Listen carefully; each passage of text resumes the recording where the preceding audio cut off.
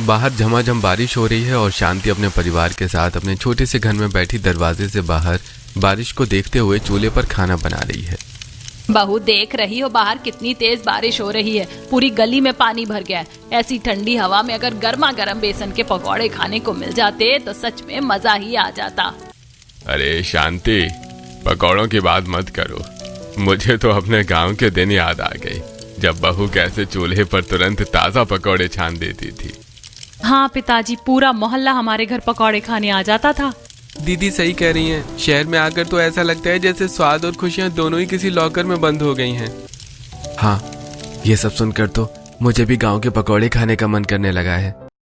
ये सब सुनकर शुभम अचानक बीते दिनों की एक मीठी सी याद में खो जाता है। गांव में अजय खेतों से ताजा सब्जियां लेकर घर में जाता है। माँ देखो, मैं खेतों से एकदम ताजा पालक, गोभी और नए आलू ले आया हूँ। अरे वाह मेरे बेटे, तू तो मेरे दिल की बात हमेशा समझ जाता है। बहू, जरा जल्दी से ये ताजा पालक और गोभी धो ले और चूल्हा सुलगाकर पकौड़े बना दे। माया जल्दी से चूल्हे के पास जाती है और कढ़ाई में तेल चढ़ा देती है। वो कटोरे में कटी हुई हरी मिर्च, हरा धनिया, गरम मसाला और नमक मिलाकर बेसन को फेंट कर तलने लगती है, जिससे कढ़ाई में जाते ही पकौड़े फूल कर सुनहरे होने लगते हैं। फिर माया पकौड़े को निकाल कर अपने ससुर को देते हुए, लीजिए पिताजी, सबसे पहले आपके लिए गोभी और पालक के गर्मा गर्म पकौड़े तैयार हो गए हैं। संभल कर खाइएगा, अभी कढ़ाई से तुरंत निकाले हैं, बहुत गर्म है। वाह वाह बहू, सचमुच तुम्हारे हाथ में तो जादू है। पकौड़े खाते ही गांव की पूरी थकान मिट गई। बाहर बारिश हो रही और अंदर चूल्हे के पास बैठकर ऐसे स्वादिष्ट पकौड़े खाने का मजा ही कुछ और है। पिताजी, आप कहाँ खो गए हैं? अरे कुछ नहीं बेटा, बस वही पुराने दिन याद आ रहे थे। सही कहा पिताजी आपने, वो दिन तो अब बीते जमाने की बात हो गए। काश हमारे गांव के खेतों में वो भयानक सूखा ना पड़ा होता तो हमें अपना घर बार छोड़कर काम की तलाश में इस पराए शहर में नहीं आना पड़ता। सही कह रही है बहू, इस शहर में तो खर्चे हैं कि खत्म होने का नाम ही नहीं लेते। कभी मकान मालिक सर पर खड़ा रहता है तो कभी बिजली का बिल चुकाते चुकाते हाथ खाली हो जाते हैं। हाँ माँ, ऊपर से राशन का सामान भी इतना महंगा हो गया है कि रोज का खाना जुटाना मुश्किल हो रहा है। गांव में कम से कम खेत की हरी सब्जियां तो मिल जाती थी, यहाँ तो हर चीज के लिए पैसे चाहिए। हाँ भैया, और इस बारिश में तो बीमार पड़ने का डर अलग रहता है। दवाई का खर्चा आ जाए तो समझ ही नहीं आता कि पैसे कहाँ से लाएंगे। हम तो बस किसी तरह दिन काट रहे हैं। सब लोग सूखी रोटी और पतली दाल चुपचाप खाने लगते हैं। खाना खत्म होते ही अजय कोने में टंगे हुए फटे रेनकोट को उठाकर पहन लेता है। मुझे काम पर जाने के लिए निकलना होगा। लेकिन बेटा, बारिश तो बहुत तेज हो रही है। हाँ माँ, बारिश भले ही तेज हो रही है, लेकिन कंस्ट्रक्शन साइट पर नहीं गया तो दिन की दिहाड़ी मारी जाएगी। दोनों भाई बारिश में बाहर निकल जाते हैं और सड़कों पर कीचड़ और पानी पार करते हुए वो मुश्किल से दोनों कंस्ट्रक्शन साइट पर पहुंचते हैं। लेकिन वहां का नजारा देखकर उनके कदम ठिठक जाते हैं। सेठ जी, ये क्या, सारी गाड़ियां और मशीनें बंद क्यों पड़ी हैं? मजदूर भी यहाँ वहाँ शेड के नीचे चुपचाप क्यों बैठे हुए हैं? आज काम शुरू नहीं होगा क्या? अरे तुझे दिखाई नहीं दे रहा है कितनी भयंकर बारिश हो रही है? चारों तरफ गिट्टी और सीमेंट के ढेर में पानी भर गया है। ऐसी बारिश में कंस्ट्रक्शन का क्या काम कैसे चल सकता है? लेकिन सेठ जी, अगर काम बंद रहेगा तो हमारी आज की दिहाड़ी का क्या होगा? आप हम दोनों भाइयों को साइट के अंदर का कोई दूसरा काम दे दीजिए, हम सफाई का काम भी कर लेंगे। अरे बेवकूफ, जब पूरी साइट ही बंद है तो तुझे अंदर का क्या काम दूं? अभी बारिश का मौसम ऐसा ही रहेगा, इसलिए तू कोई और काम ढूंढ ले। जरूरी है क्या तू मेरे ही भरोसे बैठा रहेगा? अरे सेठ जी, आप ऐसा मत कहिए। इस भयंकर बारिश के मौसम में भला हमें कहाँ नया काम मिलेगा? मेरे घर में 6 पेट पालने के लिए राशन का एक दाना तक नहीं है। सुन भाई, मैंने तेरा ठेका नहीं ले रखा है कि तेरे घर का राशन चलाऊं। चल यहाँ से चुपचाप जाओ, और जब बारिश रुक जाएगी और साइट चालू होगी तब तुझे बुलवा लूंगा। अजय और विजय निराश होकर भारी कदमों से भीगते हुए वापस अपने घर की ओर चल देते हैं। जब वो घर का दरवाजा खोलकर अंदर आते हैं तो उन्हें भीगा हुआ देखकर सब चिंता में पड़ जाते हैं। हे भगवान, अजय विजय, तुम इतनी जल्दी वापस आ गए, और तुम दोनों का चेहरा इतना उतरा हुआ क्यों है? क्या साइट पर मालिक ने कुछ कह दिया? माँ, साइट पर भयंकर बारिश की वजह से काम पूरी तरह से बंद कर दिया है और सेठ जी ने साफ कह दिया है कि जब तक बारिश नहीं रुकती तब तक नया काम ढूंढ लो। अरे ये क्या कह रहे हो बेटा? अगर काम बंद हो गया तो हमारा रोज का खर्चा कैसे चलेगा? शहर में तो एक दिन भी बिना पैसों के गुजारना नामुमकिन है। हे भगवान, काम की तलाश में गांव छोड़कर यहाँ आए थे। सोचा था 2 पैसे कमाकर चैन से रहेंगे। यहाँ तो जैसे तैसे गुजारा हो रहा था, अब वो सहारा भी छूट गया। ये सेठ लोग भी बड़े बेरहम होते हैं, गरीबों की मजबूरी जरा भी नहीं समझते। जानते हैं कि बारिश में मजदूर कहाँ जाएगा, फिर भी एक झटके में काम से निकाल देते हैं। अभी परिवार इस दुख से उबर भी नहीं पाया था कि अचानक बाहर के भारी दरवाजे पर जोर जोर से दस्तक होती है। भवानी सिंह चिल्लाते हुए सीधे कमरे के अंदर घुस आता है। अरे कहाँ गए तुम लोग? अरे ओ शुभम, बाहर आओ। महीने की 7 तारीख बीत चुकी है और तुम लोग अभी तक घर में दुबक कर बैठे हो। मेरा किराया कौन देगा? अरे भवानी सिंह, जरा अंदर आ जाइए। बाहर बहुत तेज बारिश हो रही है। हम कहीं भाग नहीं रहे हैं, बस थोड़े दिन की मोहलत दे दीजिए। मोहलत? पिछले 2 महीने से तुम लोग मोहलत ही मांग रहे हो। मुझे अपनी बातों में मत उलझाओ। मुझे सीधा बताओ कि इस महीने का मकान का किराया कब जमा कर रहे हो? सेठ जी, सच मानिए आज ही हमारा कंस्ट्रक्शन साइट का काम बंद हो गया है। बारिश रुकते ही मैं कोई नया काम ढूंढ लूंगा, बस हमें थोड़ा सा वक्त और दे दीजिए। देखो भाई, मैं सिर्फ 1 हफ्ते का आखिरी मोहलत दे रहा हूँ। अगर 7 दिन के अंदर किराया नहीं मिला तो अपना बोरिया बिस्तर समेट कर बाहर निकल जाना। अरे भवानी सिंह जी, ऐसा जुल्म मत कीजिए। इस भयंकर बारिश में हम कहाँ जाएंगे? हम आपका एक एक पैसा चुका देंगे। मैंने जो कह दिया था कह दिया। 7 दिन मतलब 7 दिन। अगर पैसे नहीं दिए तो मैं एक मकान किसी ऐसे किराएदार को दे दूंगा जो समय पर किराया दे सके। भवानी सिंह पैर पटकता हुआ बाहर निकल जाता है। घर में सन्नाटा छा जाता है। सब एक दूसरे का चेहरा देखने लगते हैं। अब क्या हो गया? सिर छुपाने की छत भी छिनने वाली है। ऐसी बैठे बैठे शाम हो जाती है। तब शांति अपनी बहू से, बहू जा रसोई में देख, जो कुछ भी थोड़ा बहुत राशन बचा हुआ है वही पका ले ताकि सब खाना खा सके। जी माँ जी, डिब्बे में थोड़ा सा आटा और आधी कटोरी दाल बची हुई है। मैं अभी जाकर जल्दी से दाल और रोटी बना देती हूँ, आप लोग चिंता मत कीजिए। माया कोने में चूल्हे की तरफ जाती है और डिब्बों को खंगालने लगती है। तभी बाहर गली से एक पकौड़े बेचने वाले ठेले वाले की तेज आवाज सुनाई देती है। गर्मा गर्म पकौड़े ले लो। देखो, बाहर पकौड़े वाला आवाज लगा रहा है। इस बारिश के मौसम में किस्मत भी कैसा मजाक करती है। दिल तरस रहा है और जेब में पैसे नहीं है। माँ जी, आप परेशान मत होइए। मेरे पास सब्जियों के लिए बचा कर रखे हुए 10 रुपए का एक नोट पड़ा हुआ है। आपका इतना मन हो रहा है तो मैं पकौड़े ले आती हूँ।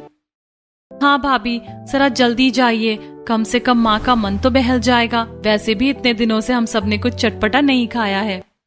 माया अपना फटा हुआ छाता लेकर बाहर गली में निकलती है और पकौड़े के ठेले पर जाती है, जहाँ काफी सारे लोग पकौड़े खरीद रहे थे।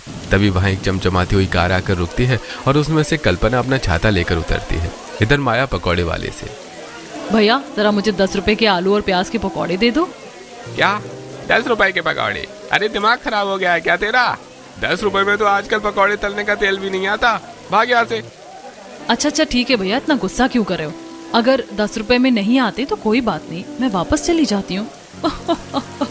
अरे भैया, इन गरीबों का भी अजीब ही नाटक रहता है। जेब में खाना खाने का तो पैसा होता नहीं, पकौड़े जैसी चीजें खाने चले आते हैं। मेम साहब, मैंने तो सिर्फ सीधे सीधे तरीके से पूछा था, इसमें किसी का मजाक उड़ाने वाली कौन सी बात हो गई? मुंह मत चला लड़की। लाओ भैया, जरा मुझे 200 रुपए के गर्मा गर्म पकौड़े बढ़िया से पैक कर दो। माया नीची नजरें किए चुपचाप बारिश में भीगती हुई घर वापस लौट जाती है। उसके खाली हाथ देखकर घर के सब लोग समझ जाते हैं कि बाहर क्या हुआ होगा। क्या हुआ भाभी, ठेले वाले ने पकौड़े नहीं दिए क्या? अरे चलो, अच्छा ही हुआ ना भाभी, कम से कम हमारे 10 रुपए तो बच गए। अब इससे हम कल की सब्जी ले आएंगे। कीर्ति सबको हंसाने की कोशिश करते करते खुद का दर्द नहीं छिपा पाती। उसकी हंसी अचानक सिसकियों में बदल जाती है और उसकी आंखों से आंसू बहने लगते हैं। बहन, तू रो मत, मैं तेरा दर्द अच्छी तरह समझ सकता हूँ। हमारी लाचारी है कि हमें ऐसा दिन देखना पड़ रहा है कि हम पकौड़े भी खरीद कर नहीं खा सकते। रो मत कीर्ति, जब तक तेरा भाई जिंदा है तुझे उदास होने की जरूरत नहीं है। हम दोनों भाई कल सुबह ही काम की तलाश में दोबारा निकलेंगे। दोनों भाइयों की इस बात से सभी को तसल्ली मिलती है। ऐसे ही आज का दिन बीत जाता है और अगली सुबह बारिश थोड़ी थमती है तो अजय और विजय काम की तलाश में निकल पड़ते हैं। वो शहर की अलग अलग गलियों, दुकानों और कारखानों के चक्कर काटते हैं, लेकिन हर जगह से उन्हें निराशा मिलती है। भैया, क्या आपकी इस कपड़े की दुकान में कोई पल्लेदारी या सफाई का काम मिल सकता है? हम दोनों बहुत मेहनती हैं, जो भी काम दोगे उसे कर लेंगे। अरे भाई नहीं, यहाँ कोई काम खाली नहीं है। बारिश की वजह से वैसे ही ग्राहक नहीं आ रहे हैं। आगे बढ़ो और कहीं और देखो। शाम ढलने तक अजय और विजय शहर की दुकानों के चक्कर काट काट कर थक हार कर वापस घर लौटते हैं। उनके खाली हाथ देखकर माया समझ जाती है कि आज भी कुछ काम नहीं मिला।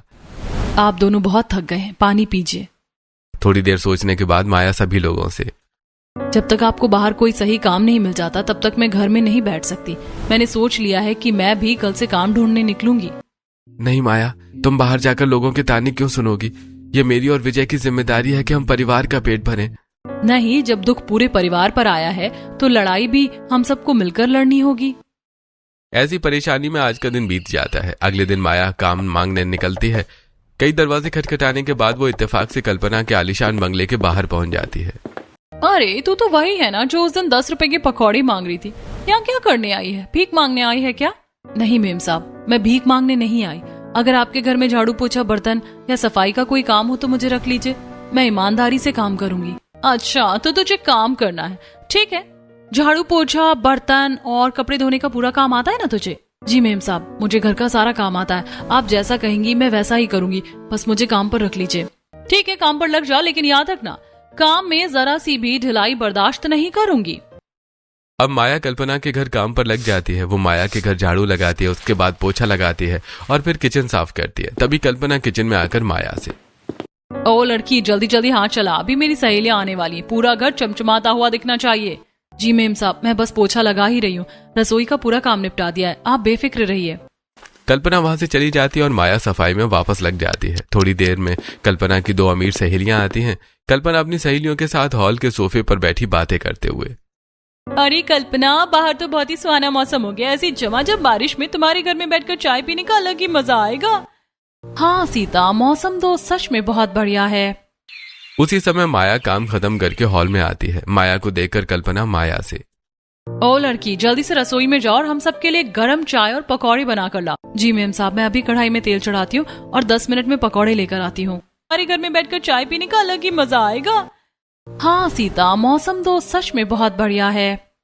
उसी समय माया काम खत्म करके हॉल में आती है। माया को देखकर कल्पना माया से, ओ लड़की, जल्दी से रसोई में जाओ और हम सबके लिए गरम चाय और पकौड़े बना कर लाओ। जी मेम साहब, मैं अभी कढ़ाई में तेल चढ़ाती हूँ और 10 मिनट में पकौड़े लेकर आती हूँ। माया जल्दी से रसोई में जाती है। वो बेसन में कटी हुई हरी मिर्च, हरा धनिया और मसाले मिलाकर फेंटती है और कढ़ाई में पकौड़े तलकर हॉल में लाती है। लीजिए मेम साहब, आपके लिए एकदम गर्मा गर्म पकौड़े और चाय तैयार है। दोनों सहेलियां पकौड़े खाते हुए माया से, वाह कल्पना, तेरी घर की पकौड़े तो सच में बहुत ही लाजवाब बने। इतनी कुरकुरी और स्वादिष्ट नाश्ता तो मैंने कहीं नहीं खाया। हाँ, इसमें कौन सी बड़ी बात है। अगर अच्छा खाना नहीं बनाएगी तो इसे घर में काम कौन देगा। तभी बातचीत के दौरान गीता के हाथ से एक पकौड़ा छूटकर जमीन पर गिर जाता है। माया तुरंत आगे बढ़कर गिरा हुआ पकौड़ा उठाने लगती है। सुन लड़की, ये पकौड़ा उठाकर तू कहाँ ले जा रही है? रसोई में ले जाकर खाने की सोच रही है क्या? नहीं मेम साहब, जमीन पर गिर गया है तो मैं इसे अलग उठाकर रख ही रही थी ताकि कालीन गंदा ना हो। फेंक क्यों रही है? उठाकर खुद ही खा लेना। वैसे भी तेरे घर में तो पकौड़े बनते नहीं होंगे, तू तो तरसती होगी ऐसे स्वाद के लिए। सही कह रही है कल्पना, इनके नसीब में ऐसा खाना कहाँ। जमीन पर गिरा है तो क्या हुआ, इनके लिए तो ये भी बहुत बड़ी बात है। दोनों सहेलियां हंसने लगती हैं। माया का दिल अंदर तक टूट जाता है। वो गिरा हुआ पकौड़ा उठाकर कोने में रखती है और आंसू पोंछते हुए मन ही मन, हे भगवान, गरीब होना इतना बड़ा गुनाह है क्या कि लोग इज्जत नीलाम कर देते हैं। लेकिन मुझे सहन करना होगा, वरना घर में राशन कहाँ से आएगा। यही सोचकर माया अंदर चली जाती है और अपने काम में लग जाती है। शाम को जब काम खत्म होता है तो माया हिम्मत जुटाकर कल्पना के पास जाती है। मेम साहब, आज का पूरा काम हो गया है। अगर आप मुझे आज के काम के थोड़े से पैसे दे देती तो मैं राशन ले जाती। क्या अभी के पैसे? तुझे काम पर आए अभी एक दिन भी पूरा नहीं हुआ और तू पैसे मांगने लगी। हफ्ता पूरा होगा तभी पैसे मिलेंगे। मेम साहब, घर में खाने के लिए एक दाना नहीं है, इसीलिए आपसे मांग रही हूँ। चुप कर, मुझे अपनी कहानियां मत सुना। हफ्ता पूरा होगा तभी पैसे मिलेंगे, अब चुपचाप यहाँ से दफा हो जा। माया रोती हुई बाहर निकलती है और भीगती हुई लाला सेठ की किराने की दुकान पर पहुंचती है। लाला जी, मुझे थोड़ा सा दाल और चावल उधार दे दीजिए। मैं बड़े बंगले में काम पर लग गई हूँ, हफ्ता पूरा होते ही पैसे चुका दूंगी। अरे माया, तुम जैसे गरीबों का क्या भरोसा। हाँ, मेरा पिछला हिसाब भी तो अभी तक चुकता नहीं हुआ है। लाला जी, भगवान के लिए मना मत कीजिए, घर में सब भूखे हैं। मैं कसम खाती हूँ कि पैसे लौटा दूंगी। अच्छा बाबा, ठीक है, लो ये थोड़ा सा चावल और दाल ले जा, लेकिन हफ्ता होते ही पैसे लेकर आना। लाला सेठ पुराना घुन लगा हुआ चावल और दाल निकालकर माया को देता है। माया उसे उठाकर घर की ओर चल देती है। घर पहुंचकर जब माया थैली खोलती है तो उसमें घुन तैरते हुए दिखाई देते हैं। शांति और बाकी सब लोग थैली देखकर परेशान हो जाते हैं। अरे बहू, ये कैसा राशन लाई है? इसमें तो चारों तरफ घुन और कीड़े तैर रहे हैं। माँ जी, लाला सेठ ने उधार में यही सामान दिया है। आप चिंता मत कीजिए, मैं अभी थाली में रखकर एक एक घुन साफ कर देती हूँ। भाभी, आप कितनी मेहनत करती है हमारे लिए, ताने भी सुनती हैं और फिर घर आकर ये सब साफ भी करती हैं। काश मैं कोई बड़ा काम कर पाता तो आज भाभी को इस तरह सड़ा हुआ राशन साफ नहीं करना पड़ता। माया चावल और दाल को धोकर चूल्हे पर खिचड़ी पकने के लिए चढ़ा देती है। थोड़ी देर बाद खिचड़ी बन जाती है और माया सभी को वो खिचड़ी परोस देती है। सब लोग वही खिचड़ी खाकर अपना पेट भरते हैं और सो जाते हैं। अगली सुबह बाहर बारिश और भी तेज हो जाती है। दोनों भाई काम की तलाश में निकल जाते हैं। तब माया फटा छाता उठाते हुए अपनी सास से, ठीक है माँ जी, अब मैं भी काम पर निकलती हूँ। माया भी बारिश में काम पर निकल जाती है। हवा के थपेड़ों से माया का फटा छाता उल्टा हो जाता है और उसके कपड़ों में कीचड़ लग जाता है। भीगे हुए कपड़ों और कीचड़ सने पैरों के साथ माया कल्पना के घर में जाती है। फर्श पर निशान बन जाते हैं। अरे ओ अंधी, तुझे दिखाई नहीं देता क्या? पूरा फर्श कीचड़ से सान दिया है तूने। मेम साहब, बाहर गली में बहुत पानी भरा हुआ है, मैं अभी कपड़े से पूरा फर्श पोंछ देती हूँ, आप गुस्सा मत होइए। पोंछा हाथ में लगाना, पहले जाकर रसोई में गर्मा गर्म पकौड़े बना। माया जल्दी से रसोई में जाकर बेसन घोलकर पकौड़े तलती है और प्लेट में सजाकर कल्पना के सामने लाती है। रख यहाँ और अब झुक कर पूरा फर्श चमका। वैसे पकौड़ों को ऐसे टकटकी लगाकर क्या देख रही है? नियत खराब हो रही है क्या तेरी? तभी कमरे से कल्पना के पति अशोक बाहर निकलते हैं और ये सुनकर कल्पना को समझाते हुए, अरे कल्पना, ये तुम क्या कर रही हो? एक गरीब काम करने वाली के साथ इतना बुरा व्यवहार करने की क्या जरूरत है? तुम बीच में मत बोलो, मुझे मत सिखाओ कि नौकरानियों के साथ कैसा बर्ताव करना चाहिए। लेकिन हर बात में किसी की गरीबी का मजाक उड़ाना सही नहीं है। वो बेचारी सुबह से काम कर रही है। क्यों? तुम्हें इतनी हमदर्दी क्यों हो रही है इससे? कहीं तुम्हारी नियत तो खराब नहीं हो रही है इस पर? कैसी घटिया बातें कर रही हो तुम कल्पना। मैं ऑफिस जा रहा हूँ, तुमसे बात करना ही बेकार है। अशोक गुस्से में बाहर निकल जाता है और फिर कल्पना माया पर चिल्लाती है और माया चुपचाप पोंछा लगाने में जुट जाती है। ऐसी समय बीतता है और एक हफ्ता गुजर जाता है। एक दिन माया रसोई में शेल्फ के डिब्बों को सफाई कर रही होती है। पास ही बेसन का डिब्बा रखा होता है। अरे ओ चोर, तू ये बेसन का डिब्बा खोलकर क्या करी है? जरूर बेसन को चुराकर अपने घर ले जाना चाह रही होगी ताकि पकौड़े बनाकर खा सके। नहीं मेम साहब, मैं चोरी क्यों करूंगी? मैं तो बस ऊपर जमे हुए जाले और धूल साफ कर रही थी। मुझे सब पता है, तुम जैसे गरीबों पर हमेशा नजर रखनी पड़ती है। मेम साहब, बहुत हो गया, आप मेरी बार बार बेइज्जती मत कीजिए। मैं गरीब जरूर हूँ लेकिन चोर नहीं हूँ। मेरी भी अपनी खुददारी है। क्या कहा? तू मुझसे जुबान लड़ाएगी? चल निकल यहाँ से अभी के अभी। मुझे तेरे जैसी नौकरानी की कोई जरूरत नहीं है। ठीक है मेम साहब, मैं खुद अब यहाँ नहीं रुकना चाहती हूँ। हफ्ते भर का जो मेरा हक बनता है वो पैसे दे दीजिए।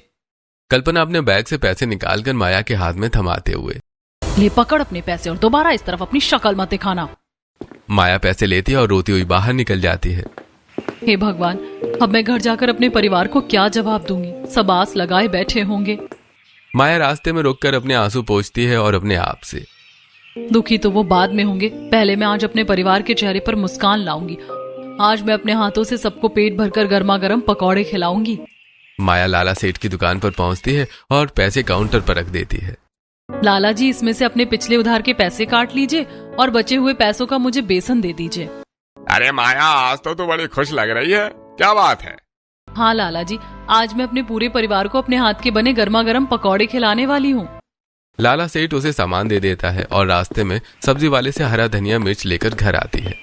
माँ जी देखिए मैं क्या लाई हूँ। आज बारिश का मौसम है तो मैं आप सबके लिए बहुत सारे पकौड़े बनाऊंगी। अरे वाह, सचमुच तू पकौड़े बनाएगी? ये तो बड़ी खुशी की बात है। तभी पड़ोस में रहने वाली सुमित्रा मौसी बारिश से बचती हुई घर के अंदर आती हैं। उनके हाथ में बैंगन और आलू हैं। अरे शांति, मेरे घर में सब्जियां थोड़ी ज्यादा आ गई थी, इसीलिए तेरे लिए बैंगन और आलू ले आई। आइए सुमित्रा मौसी, अच्छा हुआ आप भी आ गई। इन बैंगन और आलूओं के भी बढ़िया पकौड़े बना देती हूँ। माया बेसन में मसाले पिलाकर फेंटती है। सुमित्रा मौसी पास बैठकर उसे ध्यान से देखती है। अरे बहू, तू बेसन को इतना क्यों फेंट रही है? मौसी जी, बेसन को जितना ज्यादा फेंटा जाए पकौड़े उतने ही ज्यादा फूलते हैं और नरम बनते हैं। माया कढ़ाई में पकौड़े छानने लगती है। वो कढ़ाई से निकालकर सबको गर्मा गर्म पकौड़े परोसती है। अरे वाह बहू वाह, सचमुच स्वाद आ गया। ऐसा लग रहा है जैसे गांव में बैठकर पकौड़े खा रहे हैं। सच में पापा, इतने स्वादिष्ट पकौड़े तो शहर के बड़े से बड़े हलवाई भी नहीं बना सकते। सभी लोग पकौड़े खाते हैं। तब सुमित्रा पकौड़े खाते हुए शांति से, अरे शांति, तेरी बहू के हाथ में तो सचमुच जादू है, इतने अच्छे पकौड़े बनाती है। तभी माया की आंखें झुक जाती हैं और वो उदास होते हुए। मौसी जी, मेरी तो आज नौकरी भी छूट गई। अब समझ नहीं आ रहा कि आगे का खर्चा कैसे चलेगा। क्या? तेरी नौकरी भी छूट गई? हे भगवान, अब हमारा क्या होगा? अरे तुम लोग उदास क्यों होते हो? मैं तो कहती हूँ बहू, तुम पकौड़े बनाकर बेचने का काम शुरू करो, तुम्हारे पकौड़े बहुत बिकेंगे। मौसी जी, विचार तो बहुत अच्छा है, लेकिन सामान खरीदने के लिए पैसे कहाँ से आएंगे? अरे पड़ोसी किस दिन काम आएंगे? दुकान की शुरुआती सामान और ठेले के किराए के पैसे मैं दूंगी। मौसी जी, आपका ये एहसान मैं कभी नहीं भूलूंगी। हम कल से ही पकौड़े बेचने का काम शुरू करेंगे। सभी लोग ये सुनकर बहुत खुश हो जाते हैं। अगले दिन सुमित्रा मौसी पैसे लेकर अजय और माया बाजार जाते हैं। वो सब्जी बेसन खरीदते हैं और किराए पर ठेला भी तय करते हैं। फिर वापस आते समय अजय माया से, माया, हमने सारा सामान ले लिया है और ठेला भी किराए पर मिल गया है, अब बस हमें दुकान लगानी है। वो लोग घर आते हैं और पूरा परिवार मिलकर पकौड़े बनाने में मदद करता है। उसके बाद अजय और विजय दोनों भाई काम की तलाश में चले जाते हैं और माया ठेला लेकर सड़क के किनारे पहुंचती है। काफी देर तक कोई भी कस्टमर नहीं आता। हे भगवान, मैंने बड़ी मुश्किल से ये पकौड़े का ठेला लगाया है, लेकिन अभी तक कोई कस्टमर नहीं आया। ऐसे तो मेरा नुकसान हो जाएगा। तभी झमाझम बारिश शुरू हो जाती है। माया अपने ठेले पर तिरपाल लगा देती है और खुद भी छाता लेकर खड़ी हो जाती है। और ढके हुए ठेले को देखकर माया, अगर ठेला इस बारिश के कारण तिरपाल से ढका रहा तो कौन ग्राहक मेरे पास आकर पकौड़े खाएगा? तभी रास्ते से गुजरता हुआ एक राहगीर उसके ठेले के पास आकर रुकता है। अरे बहन जी, यहाँ खुले आसमान के नीचे क्यों परेशान हो रही हो? सब लोग तो आगे बने हॉकर जोन में खड़े हुए हैं। Hawker zone? भैया, मुझे नहीं पता कि वो हॉकर जोन कहाँ है। यहाँ से 2 गली आगे जाओ, वहाँ सरकार ने एक बड़ा शेल्टर बनाया है। ऊपर टीन का शेड लगा है, वहाँ पानी गिरता ही नहीं है। बहुत बहुत धन्यवाद भैया, मैं अभी अपना ठेला लेकर वहीं जाती हूँ। माया ठेले को ढकेलते हुए आगे ले जाती है। उसे वो हॉकर जोन दिखाई देता है, जहाँ शेड के नीचे कई ठेले लगे हुए हैं और सूखी जगह पर लोग अलग अलग चीजें आराम से खा रहे हैं। वाह, ये जगह तो बहुत ही बढ़िया है। मैं भी अपना ठेला यहाँ लगा लेती हूँ। अब माया भी उस हॉकर जोन के अंदर सभी ठेले वालों के साथ खड़ी हो जाती है और फिर वो अपना चूल्हा सुलगाती है और फेंटे हुए बेसन को निकालकर माया कढ़ाई में पकौड़े तलती है तो तेल की छन छन आवाज के साथ पूरे हॉकर जोन में सौंधी खुशबू फैलने लगती है। अरे भाई, ये कहाँ से इतनी खुशबू जबरदस्त आ रही है? चलो चलकर देखते हैं। ग्राहक माया के ठेले पर आकर, अरे जरा हमें भी 50 रुपए के मिक्स पकौड़े और हरी चटनी देना। जी भैया, बस 2 मिनट रुकिए, कढ़ाई से गरम गरम पकौड़े निकाल कर देती हूँ। माया प्लेट में सजाकर पकौड़े ग्राहकों को देती है। पकौड़ा खाते ही ग्राहक खुश हो जाता है। अरे वाह, क्या स्वाद है! सचमुच ऐसे स्वादिष्ट पकौड़े तो मैंने पूरे शहर में कहीं नहीं खाए। अरे 50 रुपए के पकौड़े और पैक कर दो भाई। भाभी जी, आपके हाथों में तो जादू है। आपका बहुत बहुत धन्यवाद भैया। तभी कुछ और ग्राहक भी वहां आ जाते हैं और माया सभी को पकौड़े तलकर देने लगती है। शाम को अचानक 2 हट्टे कट्टे आदमी हाथ में रसीद बुक लिए अंदर आते हैं और माया के ठेले के पास पहुंचते हैं। अरे ओ नहीं ठेले वाली, चलो निकालो आज की पर्ची के 100 रुपए। जी साहब, ये लीजिए 100 रुपए। आज ही मैंने नया काम शुरू किया है। 100 रुपए तो रोज का किराया है, लेकिन यहाँ नया ठेला लगाने के लिए रजिस्ट्रेशन करवाना पड़ता है। 1 लाख रुपए की पगड़ी जमा करनी पड़ती है। 1 लाख रुपए? साहब जी, हम तो गरीब लोग हैं, हमारे पास इतने पैसे कहाँ से आएंगे? ये सही कह रहे हैं, यहाँ दुकान लगाने के लिए 1 लाख रुपए देने ही पड़ते हैं।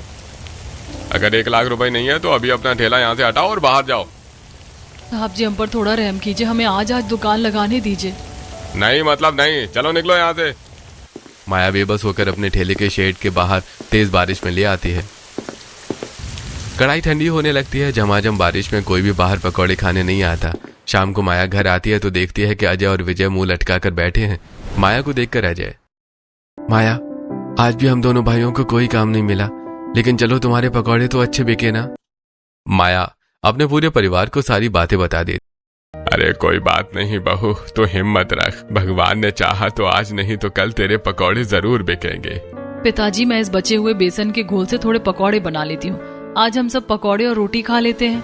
माया बचे हुए बेसन के घोल से पकौड़े बनाती है और सभी लोग पकौड़े और रोटी खाकर सो जाते हैं। अगले दिन सुबह बारिश थोड़ी थम जाती है। अजय और विजय फिर से काम की तलाश में निकल जाते हैं और माया भी अपना ठेला लेकर फिर से सड़क के किनारे आ जाती है। आज बारिश रुकी हुई थी, इसीलिए माया जल्दी जल्दी चूल्हा जलाकर गरम गरम पकौड़े छानती है। पकौड़े की खुशबू सूंघकर उसके ठेले पर कस्टमर की भीड़ लग जाती है। माया जल्दी जल्दी पकौड़े तलकर सभी कस्टमर को देने लगती है। 50 रुपए के आलू के पकौड़े देना। जी अभी देती हूँ। तभी अचानक काले बादल घिर जाते हैं और मूसलाधार बारिश होने लगती है। हवा से ठेले पर बंधा हुआ शेड उड़ जाता है। हे भगवान, शेड भी उड़ गया और पानी भी ठेले में टपक रहा है, ऐसे तो पकौड़े खराब हो जाएंगे। माया जल्दी से चूल्हा बुझाती है और बारिश की वजह से सभी ग्राहक माया के ठेले से चले जाते हैं। सारा सामान भीगकर बर्बाद हो जाता है। बेचारी माया दुखी होकर कमाए हुए कुछ पैसों से थोड़ा राशन खरीदती है और अपने घर आ जाती है। सभी लोग माया के मुंह से बातें सुनकर बहुत दुखी होते हैं। ऐसे कुछ दिन बीत जाते हैं। एक दिन शाम को जब माया घर आती है तो बेटा माया, आज शाम को सुमित्रा ने हमें अपने पोते के जन्मदिन पर बुलाया है, सब लोग तैयार हो जाओ।